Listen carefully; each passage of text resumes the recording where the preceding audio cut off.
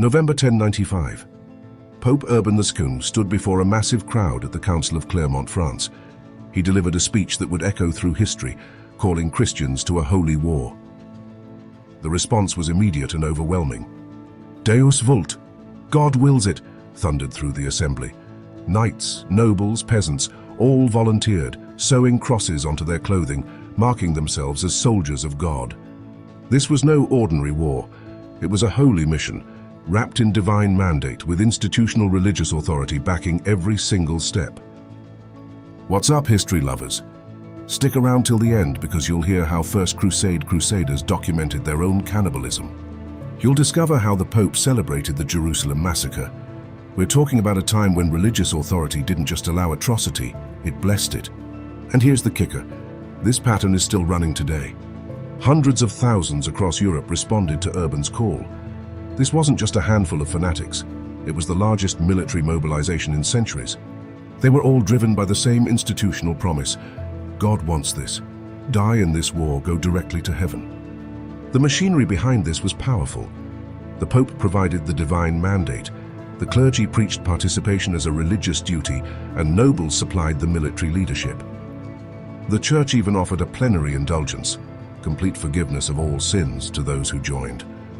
The official Crusade armies hadn't even left when the People's Crusade set off in 1096. This was a chaotic wave of peasants and the poor, led by a charismatic preacher named Peter the Hermit. They had no military training, no supplies, but marched toward Jerusalem anyway.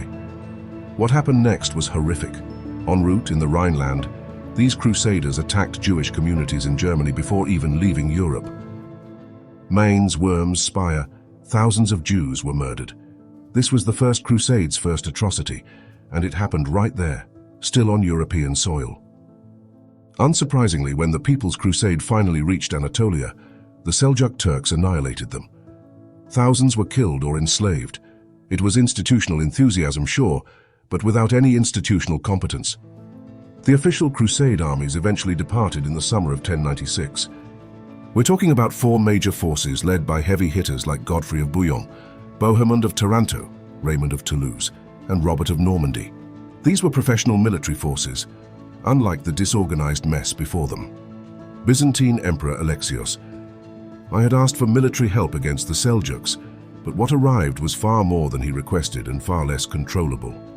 Tensions flared up immediately, yet initially things seemed to work.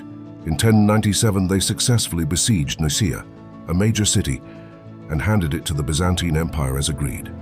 The crusade was technically on track. For now, they pushed deeper, defeating a Seljuk army at the Battle of Dorylaeum. Momentum was building, moving them closer to Syria, closer to Jerusalem. But then on the horizon appeared Antioch. This was the most heavily fortified city on the path to Jerusalem. The Crusaders would spend 8 months here. Before they could even dream of Jerusalem, Antioch would test everything they had. October 1097. The siege of Antioch began. This city was no pushover. Its walls were 10 kilometers long, dotted with dozens of towers, making it nearly impossible to breach. For 8 grueling months, the Crusaders suffered. Supply lines collapsed, starvation set in, disease spread like wildfire through their camp. Thousands died without ever raising a sword in battle. But in June 1098, Antioch finally fell, thanks to an inside contact, a traitor who opened a gate. The Crusaders poured in and massacred the Muslim population. The city was taken. Then disaster struck. A Seljuk relief army arrived immediately, trapping the Crusaders inside Antioch. The besiegers became the besieged. Starvation returned, and the situation grew desperate. Just when all hope seemed lost, a holy lance, supposedly the spear that pierced Christ during the crucifixion, was discovered under an Antioch church. Crusader morale instantly transformed. This discovery carried huge institutional religious significance. It meant God was with them. On June 28, 1098, the Crusaders, despite being outnumbered and starving, fought their way out of Antioch and defeated the Seljuk army. The victory was, of course, attributed to divine intervention.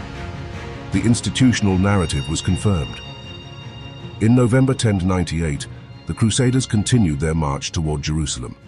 Encountering the city of Maarrat al-Numan in northern Syria, with a population of about 20,000.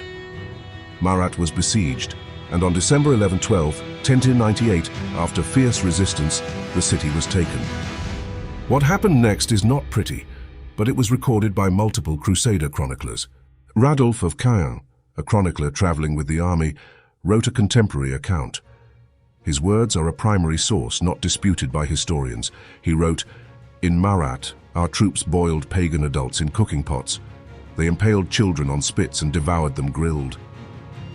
Albert of Aachen, another chronicler, confirmed that adults were cannibalized, describing the practice as widespread among the Crusader forces at Maarrat.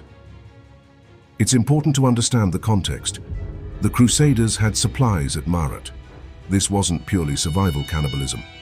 Multiple sources confirm these were deliberate acts, possibly used as a terror tactic, a form of psychological warfare. The cannibalism at Maarrat was documented by the Crusaders themselves, not by enemies, not as propaganda, but by people who were there and felt no shame in recording it. News of Maarrat reached Rome. Pope Paschal II and the broader church hierarchy offered no condemnation of the cannibalism. The campaign continued with full institutional blessing. The Crusaders demolished Maarrat's walls and kept marching toward Jerusalem. The institutional mission remained unchanged. Atrocity was documented, acknowledged, and absorbed into the holy narrative. In June 1099, the Crusaders first glimpsed Jerusalem. They reportedly fell to their knees weeping. 3 years of marching and the holy city was finally visible. Jerusalem was defended by a Fatimid garrison. Its population included Muslims, Jews, and Eastern Christians. The city was well fortified, but the siege began immediately. The Crusaders built massive siege towers, and in a powerful religious ceremony, processed barefoot around the city walls before the final assault. Clergy prayed. Priests blessed weapons. Institutional religious authority was fully engaged, sanctioning every action. On July 15, 1099, a siege tower finally reached the wall. Crusaders poured into Jerusalem and fighting instantly spread through the streets. What followed was a systematic massacre that lasted 2 days, district by district. The Jewish population sought shelter in the main synagogue. The Crusaders surrounded it, set it on fire, and those who fled were killed in the streets. The Muslim population sought refuge in Al-Aqsa Mosque. Initially promised safety by a Crusader commander named Tancred, that promise was broken. They were massacred. The death toll was staggering. Estimates range from 40,000 to 70,000 dead. Muslims, Jews, and even Eastern Christians caught in the violence. 3 days of systematic killing swept through the holy city. Crusader chronicler Raymond of Aguilers chillingly wrote, "In the temple and porch of Solomon, men rode in blood up to their knees and bridle reins." This primary source, written by a participant, is not disputed. Immediately after this bloodbath, the Crusaders, still covered in blood, walked to the Church of the Holy Sepulchre. There they prayed, sang hymns, and wept with joy and gratitude. Raymond of Aguilers described the scene in the church as one of jubilation. For the Crusaders, faith and massacre were completely unified. No contradiction was felt. News of Jerusalem's fall reached Rome, and the response from the church hierarchy was pure celebration. Institutional religious authority confirmed this was God's will fulfilled. There was no condemnation of the massacre, no acknowledgement of the cannibalism at Maarrat, no reckoning with the civilian deaths. Just complete institutional endorsement. The First Crusade was celebrated as the greatest Christian military achievement in centuries. Participants were honored as heroes of the faith. The institutional narrative was clear. God was with them because they won. The plenary indulgence delivered on its promise. All sins of the crusade participants were forgiven. Massacres, cannibalism, war crimes, all covered under an institutional religious blanket absolution. Godfrey of Bouillon, the first ruler of Jerusalem, even refused the title of king, saying he would not wear a crown of gold where Christ wore a crown of thorns. Institutional piety remained intact, despite institutional atrocity. This is why institutional blessing matters so much. It doesn't just excuse atrocity after the fact, it transforms atrocity into virtue during the act. Crusaders didn't feel guilty massacring Jerusalem, they felt holy. The mechanism is simple. Religious institutional authority converts sin into duty, murder into sacrifice, massacre into mission. Participants emerge not traumatized, but glorified. This same institutional mechanism is operating today. Religious authority transforms violence into duty across different faiths, across different centuries. It's the identical psychological and institutional pattern. Look at ISIS. They cite religious texts to justify mass murder. Participants are promised paradise for dying in service of their mission. Self-appointed institutional religious authority provides the divine mandate. The structural parallels are disturbing. Both the first Crusaders and ISIS had institutional religious authority providing a divine mandate. Both promised paradise to fighters, both documented their own atrocities without shame, and both massacred civilians in holy cities. Consider religious nationalism in modern conflicts, the India-Pakistan partition, the Israeli-Palestinian conflict, the Northern Ireland Troubles, Bosnia, Rwanda. In each case, religious institutional authority was used to frame ethnic and political violence as a holy duty. Even military chaplains, blessing soldiers before combat, are part of this.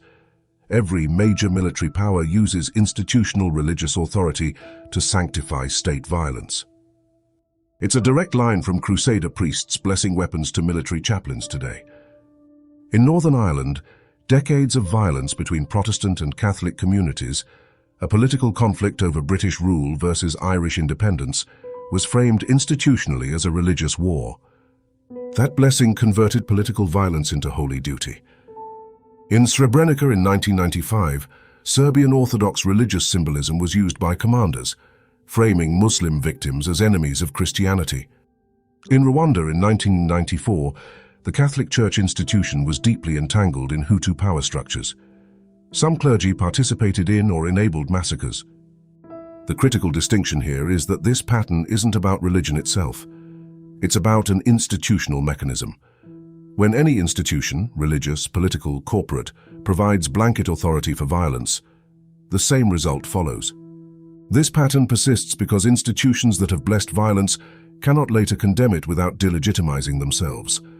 Institutional self-preservation requires maintaining the narrative that atrocity was justified. It took the Catholic Church 900 years to even acknowledge Crusade atrocities. Pope John Paul II issued a limited apology in 1999.